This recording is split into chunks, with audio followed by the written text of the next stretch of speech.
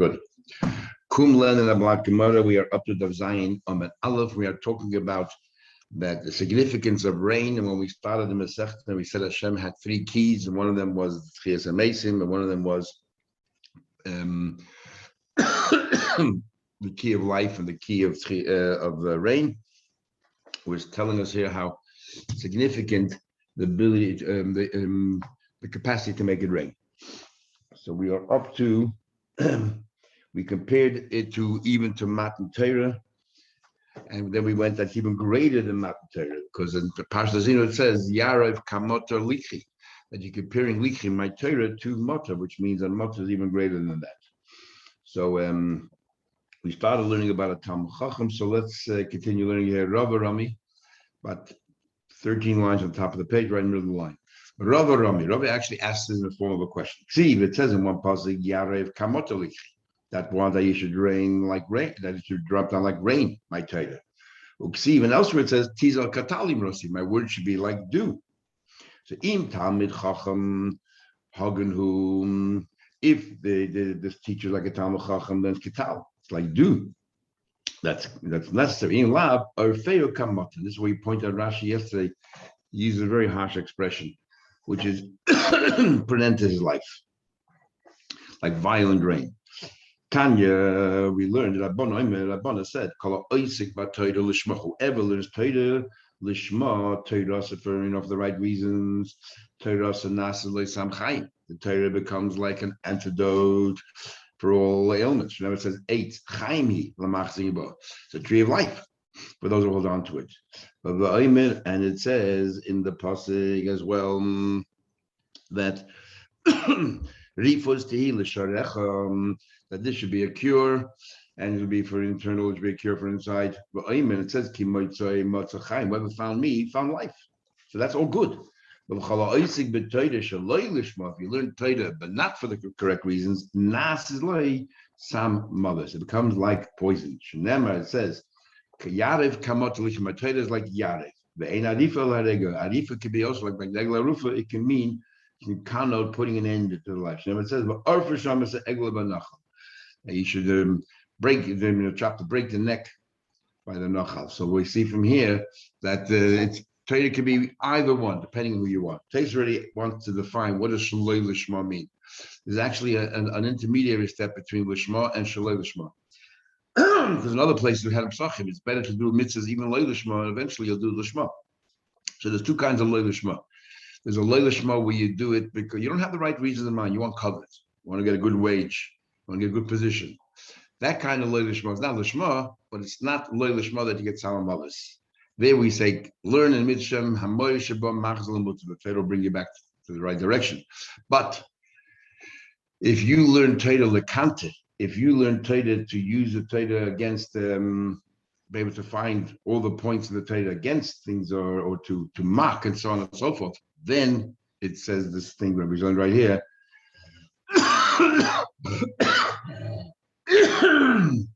Excuse me, the Torah Salamovis.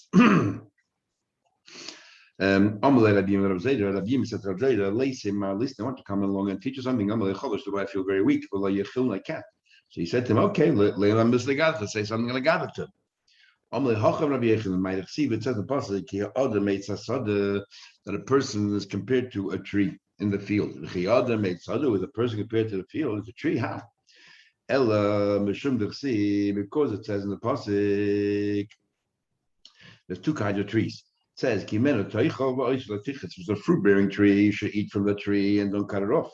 When it says also, but if it's a non-fruit-bearing tree, then you should cut it down. So which tree is a person compared to, or what kind of person is compared to one tree, and what kind of person compared to another tree? So you say like this: if the Talmid Chacham that is good, then he'll bear fruit. You should learn from him, and you shouldn't cut him down. But if not, but if he's not a Talmid Chacham, then destroy meaning separate yourself from him. So it means if he's a good Talmid Chacham, learn from him, and don't sever your ties to him. Always take notice. Even after you finish learning, you should always be connected to your Rav. And the other way around, you should learn from him, and you should completely disconnect yourself, sever your ties to that person. So you want further. Rab Chama said, Rab Chanina, my chsiv, the pasuk Barzel be Barzel Yachad, metal against metal, sharpens itself. I'll tell you, Ma Barzel said, just like metal, Echad Mechaz Chvedu, one piece of metal sharpens the other. You rub one metal against the other, and let's say sharpen it. You sharpen the af. Shnei Tamid Chamim. If you have two Tamid Chamim Chavrusa. Mechadadin ze eze b'halacha. Chavrusa is how you sharpen each other because they question each other, they challenge each other. And we had before the Raisa and Askabay, sometimes they get even angry, they're having the whole battle there, but that's how you learn. That's how you learn. Why is it actually compared to fire? It says, where's Torah compared to fire? It says,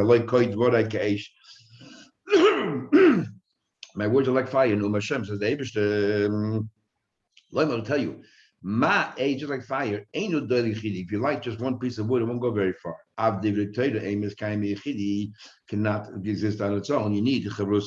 And that's what happened to Eliezer ben Aruch when his wife convinced him that everyone should follow her, he should live in another city. And eventually over time, nobody followed. Eventually over time, that when he forgot even how to read the Torah, when he came to read HaChodesh Elechem, by mistake he read HaChedesh Hoya Libam. Behind this that we're saying right now that you shouldn't learn on your own. You should always learn the Chavrusa is what Rabbi Yossi bar Chanina said. My receive it says Cherev elabadim is sharpening. They're sharpening to the low ones. The noyele they become foolish. What does that mean? Cherev al senein shel Chamim. A sword to those who hate him Chamim. That means in third person to Chamim. It's a euphemism. Tamid Chamim themselves she'oiskin bad bevad b'Torah. They learn Torah on their own. Loyal like that shemetapshi. They become foolish. Now it says the noyele, but loyal like that el shechaitin. Actually, they become sinners. How do I know that? Because the word v'noilu has a number of meanings. It says over there, I often said, Ashena alnu v'ashechatanu. We were foolish, and then inexorably we sinned. Or or I can say from another passage where the same idea is that it says alnu sarei tzayin, that there's the sarim of tzayin, they were foolish, and hisu es hamitzrayim. And they misled the Mitzrayim and eventually went over the derech. In other words, the foolishness, it's not just foolishness, but foolishness leads to sin. Why is that compared to wood? It says eitz chayim, but why you can make it eitz chayim? It says eitz chayim, but let me tell you, ma eitz cotton mazigadol. Just like you find that to start a fire, you have to have small twigs, and eventually the large twigs catch on fire. After the Nechemim, the small Nechemim actually sharpen the brighter ones, and that's why there's an incentive for brighter ones to want to teach Talmidim who are, in many ways inferior to them, because they themselves benefit from it. It can be a very selfish relationship. Behind the famous of Chanina, that people ask, where does this say, this not following Maimon Chazal say? Most people will automatically assume it's a Pirkei Avos, but it's actually right here. I learned a lot from my teachers. But from my friends, my chavrusas, I learned even more than my teachers, because we argue and we sharpen each other's minds. But from my talmidim, I learned more than anyone else.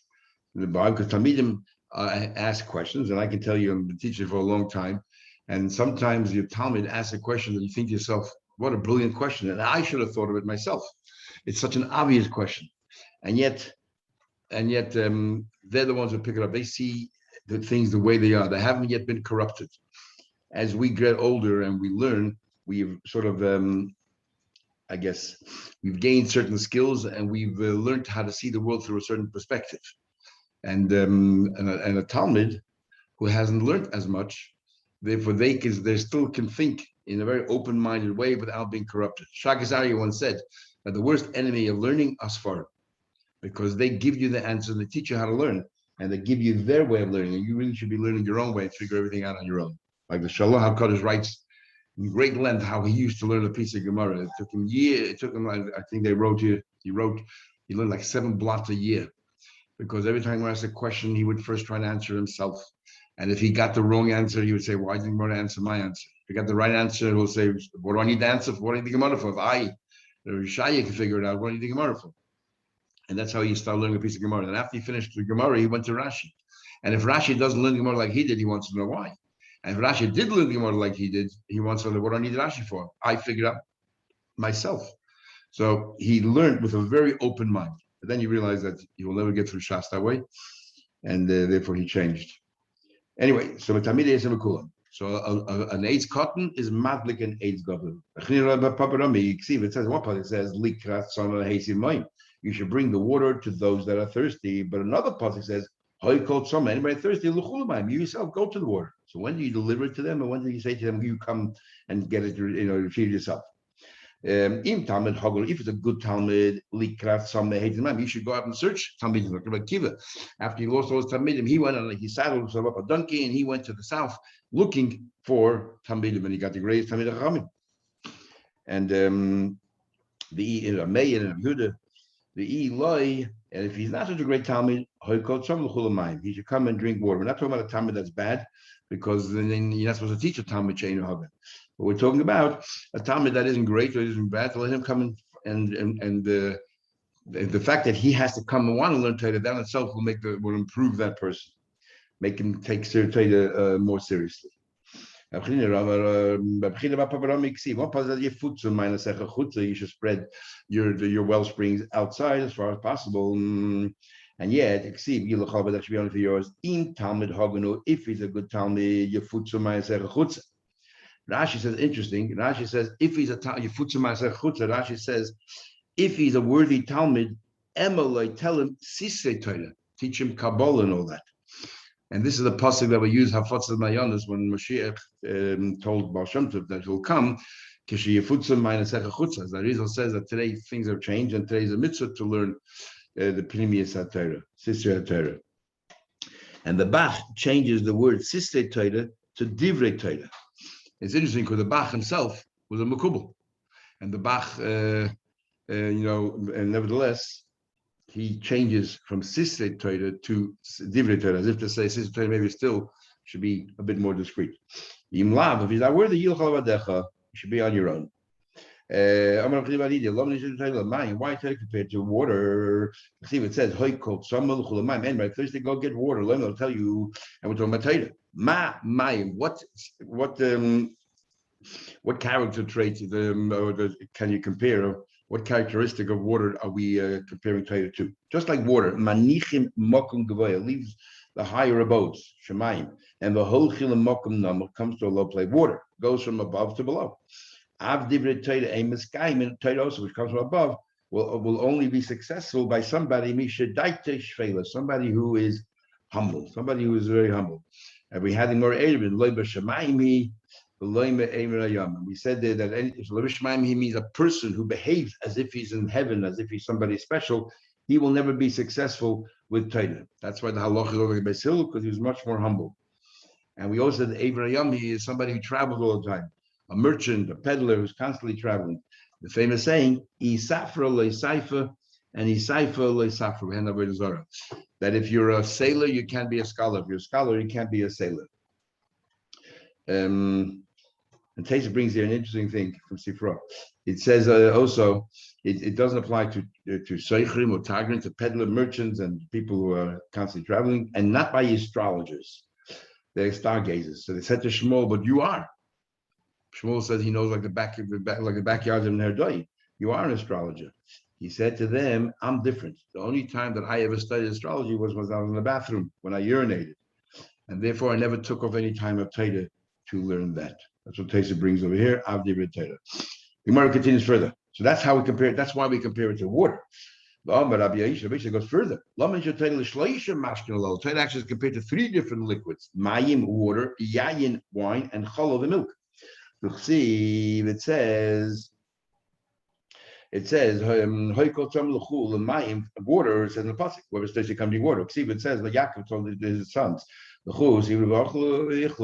said to them, "I want you to go out there and I want you to buy the food. I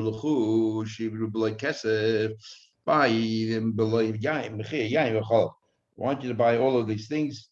It's actually in Shaya, without paying for it with wine and milk. So what does it mean? We're talking about Torah. What are we comparing it to? Wine and milk? What does wine and milk come in?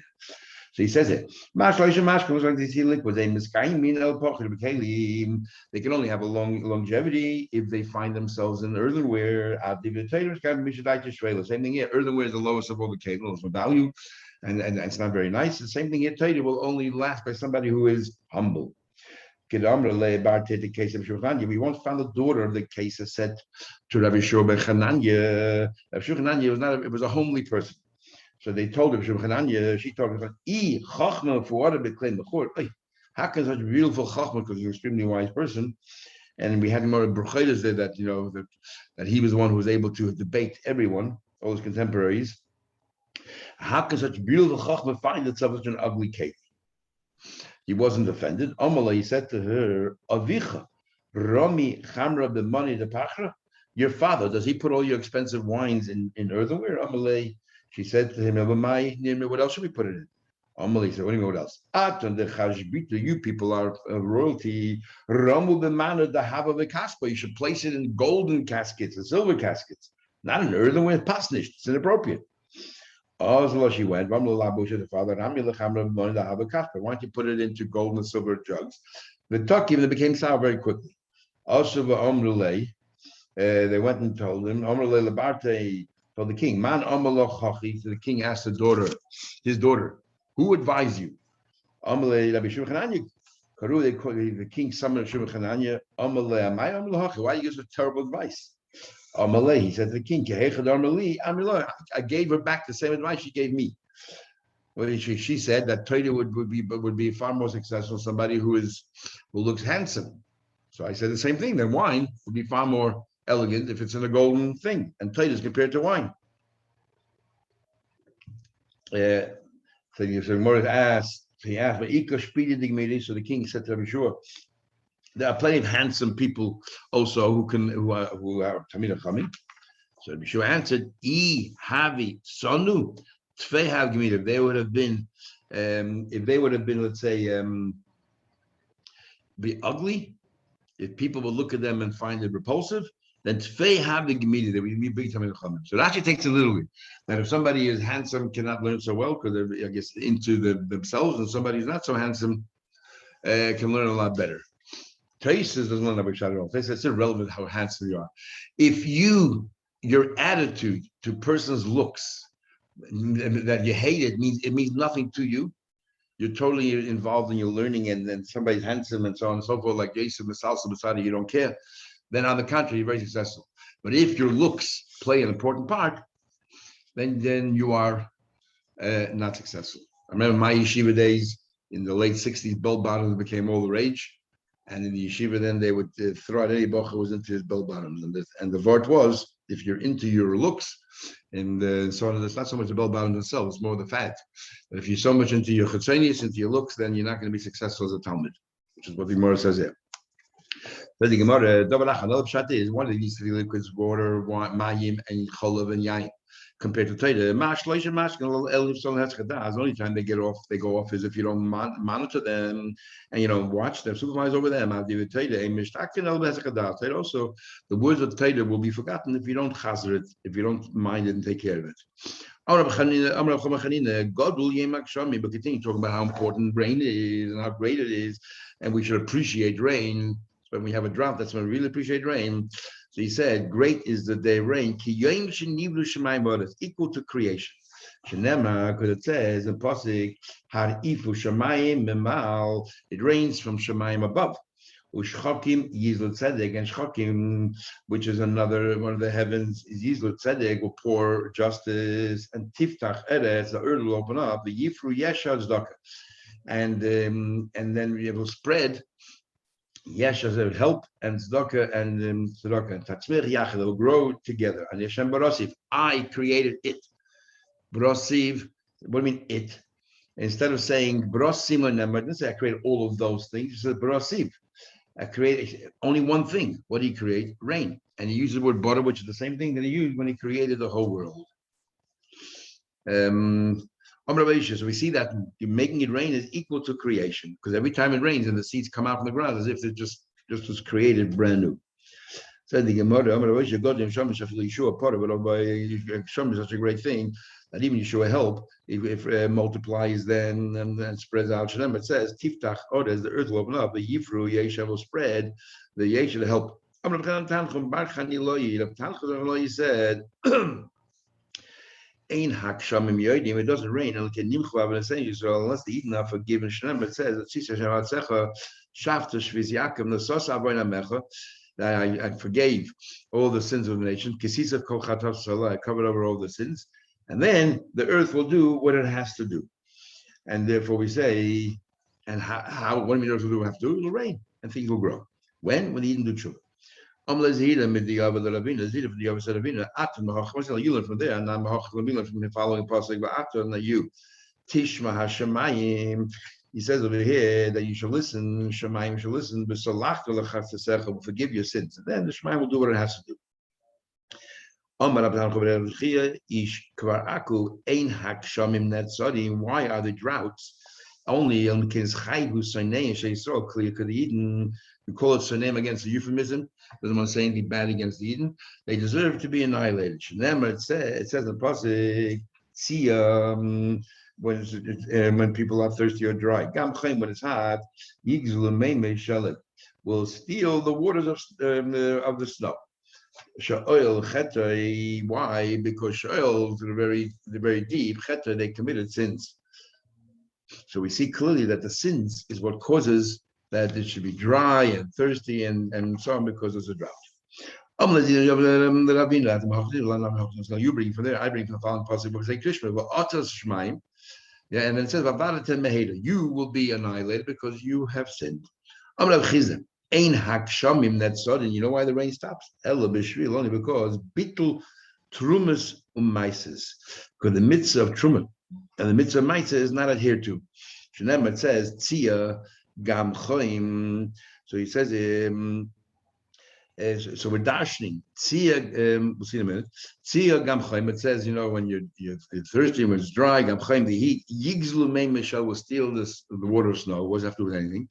My mashal, what do you see from the Trumas of Isis? Tonad Beda Bishmol. Bishvil Dvorim Shetzivesi Eschem. Things that I instructed you, be Meisa Chama, in the summer. V'loya Sisim, I instructed you. So the word Tzi is the word Tziva, as Rashi says. I instructed you. And the Chama is during the summer. What do you give during the summer? That's when you're doing your harvest, Truma and Meisa.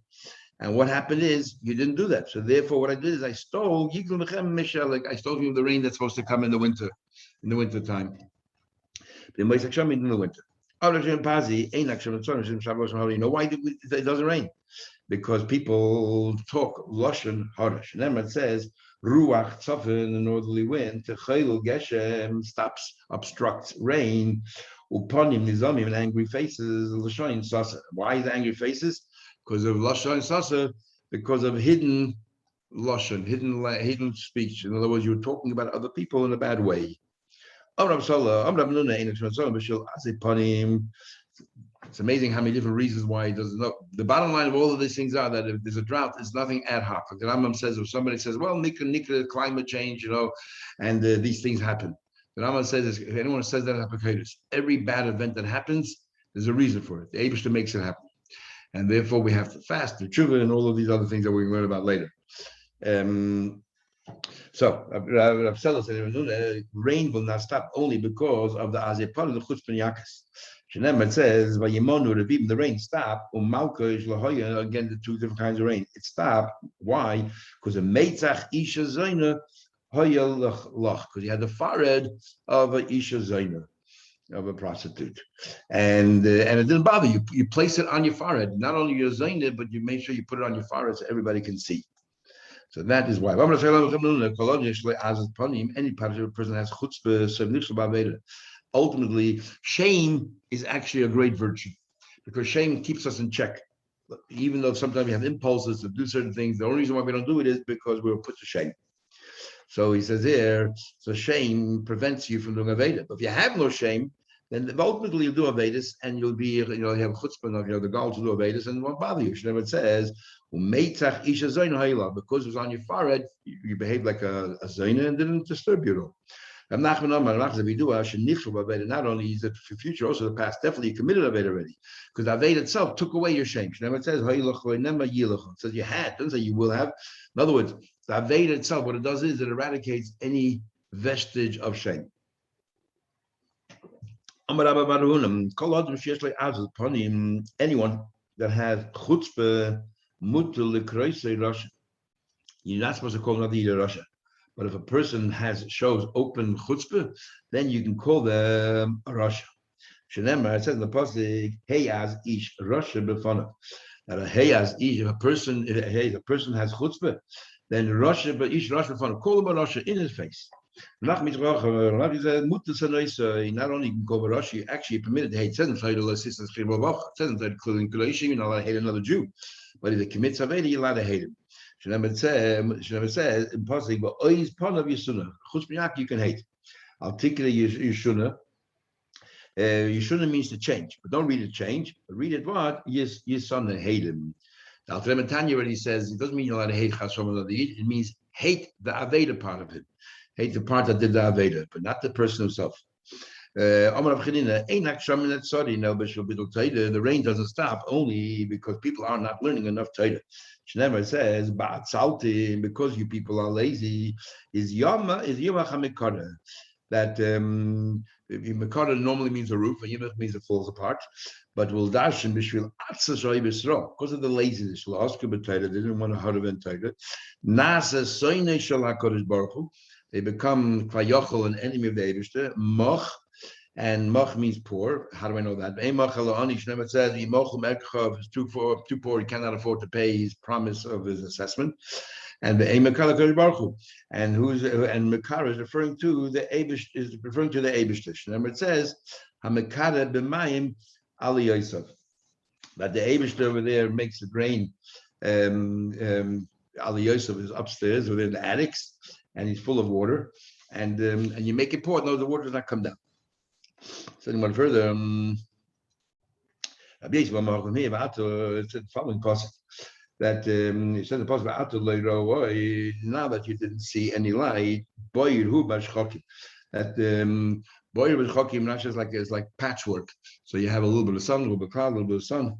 The ruach avra batitara, and the wind comes and blows it away, blows the clouds away. In other words, it doesn't rain. It doesn't rain. Why? Because you didn't see the oil. What do you mean you didn't see the light? Because you didn't see the light, they only sparse clouds, and the wind comes and blows them away, scatters them away. What do you mean you didn't see the light? They know it because light is referring to Torah. It never says kinei mitzvah Torah oil. Now what? Since you don't see the light, you're not learning Torah, therefore it doesn't rain.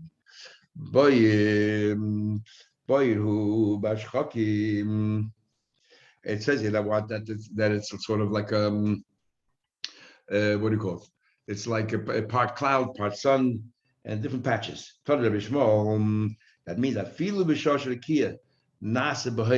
it means furthermore, even if clouds are starting to form, pieces of clouds are floating in the sky, and they're preparing themselves to bring down dew and rain. Ruach avra v'tatara, it comes on the wind and blows them away. Even though tal we learned before, it comes down all the time regardless. But there's also tal de bracha. And Tal Bracha gets pushed away. As you went further, Omar Rab Ambi says, Ein Haksham Netzornim. I'll give you another reason. So we have a number of reasons there. Lashon Hara, Chutzpah, not learning Torah.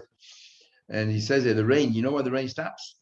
Because of the sin of stealing. Shenema, it says in Pasuk, Al Kapayim, Kisa or that al kapayim kisa or that what do you mean? But ava in kapayim, because of the sin of your hands, which is what, stealing, kisa or the Eibishter hid the oil. And what is it? Kapayim zalachama stealing. Shenever it says minachamas hashem kapayim, from the theft that they're in their arms. The ain oil al matan, oil is referring to rain. Shenever it says yafet anan oiloi, that he spreads out the clouds of the rain. So the pasuk reads that al kapayim kisa oil, that's through kapayim, because of kapayim kisa oil, the Eibishter hides the rain, and we're dashing but over kapayim kisa oil, because of this stealing. That's why the rain doesn't come down. My takante. So how do you? What is takara? So how do you do? What do you do now? The it's not raining. What do you do? Says the Gemara, Yarbe b'tfila, you should daven You should daven more. Shneimar, it says, "Vayitzav Allah b'mavgia." Hashem told the rain b'mavgia that the rain should start coming down b'mavgia. And what's a mavgia? Mavgia l'tfilah. Means davening. Shneimar, it says, "Well, we have Bayakov al Yivka b'mokim." How do you know it means davening? Shneimar, because there's another passage where it says, "After you, al tispal ba'adam hazeh." Do not daven on behalf of these people, but al tivka bi, and don't implore by me, which is referring to obviously davening. Bit difficult to understand. If it's talking about Gezela, what do you mean Matakante? Give the Gezela back. That's the only way you can do tshuva by Gezela. Unless Matakante is referring to the aggregate of all of these different Avedas. It's also Lashon Hara, not learning Torah, all of these things. I mean, why doesn't the Gemara just say do tshuva? And all of these things. Promise to live the Lashon Hara again, go apologize to the person he spoke about, start learning Torah properly, stop being a chutz minyak, all of these things. Why doesn't the Gemara just say do tshuva? Or is tefillah and tshuva synonymous? And you daven and you commit to do tshuva. The Bami says, it says in Pasuk, if the metal became dull, it's no longer sharp, and and then in what you should do is, you didn't, let's say, take you didn't do it, you didn't mekalkal, associate what kalkal means here. You didn't mekalkal, it's the pony, we know where the sharp side is, the blade. So what do you mean? What's kalkal exactly mean? Imra isa rekia. If you see that that the heaven is the sky is shikia kebarzo, is like smooth and dull like metal. And what do you mean smooth? There's no clouds, clear, it's no longer producing rain. You should know why. Bishvil Maisa Hadoy. That's not some ad hoc thing. This is deliberate, a lesson to teach us, to inspire us that we better do tshuva. And it's telling us that the behavior of the generation is not the way it should be. Shehem Mikukolin, that they are corrupt. Shenemar says, "Who loy poni kalkal," and that they did not. So with Taichi. Who like panim? They didn't turn to the Eibishter to daven mekalkal, and they were corrupt.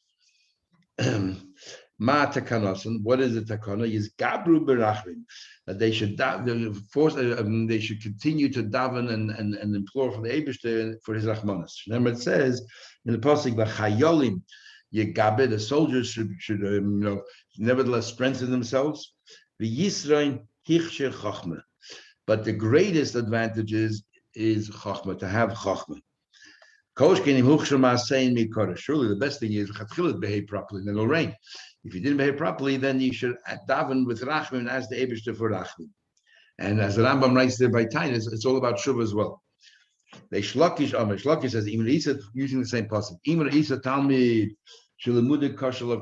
you see a Talmud that finds learning very, very difficult, he has so many questions. Because Shlokish used to constantly ask questions to the Rabbi Yechon. He has so many questions. In fact, when we were learning Tainus later, when Shlokish passed away, Rabbi Yechon went absolutely sugar because he had no one to spar with. If you find someone that his learning is very difficult because he has so many questions, but the reason why he has so many questions is not because he understands, but he still has questions. It's because he never really organized in his head. He's all mavulval in his own head. He didn't prepare himself properly, and therefore he only remembers. He only heard, he tuned in and tuned out, only heard bits and pieces, and therefore he's full of questions. Bishvil mishnase she'enis nudelo, because his learning is not organized for him. Shneimar, it says, "Who like panim." Kalka, because he didn't have an order, therefore kalka, it's all ruined. Maitakante, how do you fix him up? Yarba yeshiva. You should sit down there and get him to sit and learn in an organized way. First learn Gemara, Rashi, before you get to the Mepharshim and everything else. Understand the simple pshat the Gemara, like we had in Avodah Zarah. Whenever first learn Girsa, then you worry about the Iyun. First, make sure you have a general good overview, a handle what the Gemara is talking about. So Shneimar says the chayolim, but he says there that the soldiers they strengthen the yistrin hechsher chachma, and this is going to improve your chachma as well. Surely if you have organized your thoughts from the outset. Every time he started learning a new Gemara, whatever, he would learn it 40 times over with himself, like the 40 corresponding to the 40 days the Torah was given before. He sat down to Rabbi Yechon to work it through Liyun. The aisle, only then afterwards he went in the Kamen Rabbi Yechon. Or the same thing about the Barabba. He learned 24 times. And only then they went to Rava to understand what Rava had to say. And we had this before Rabbi Akiva as well. Rabbi Akiva, Rabbi Meir learned by Rabbi Akiva, he learned by Rabbi Shmuel. We had two opinions. One of them he learned just to get a good understanding of the Gemara before he went to the other one to learn Le'iyuna. Okay, we'll stop here and good Shabbos, everyone. We'll learn tomorrow night.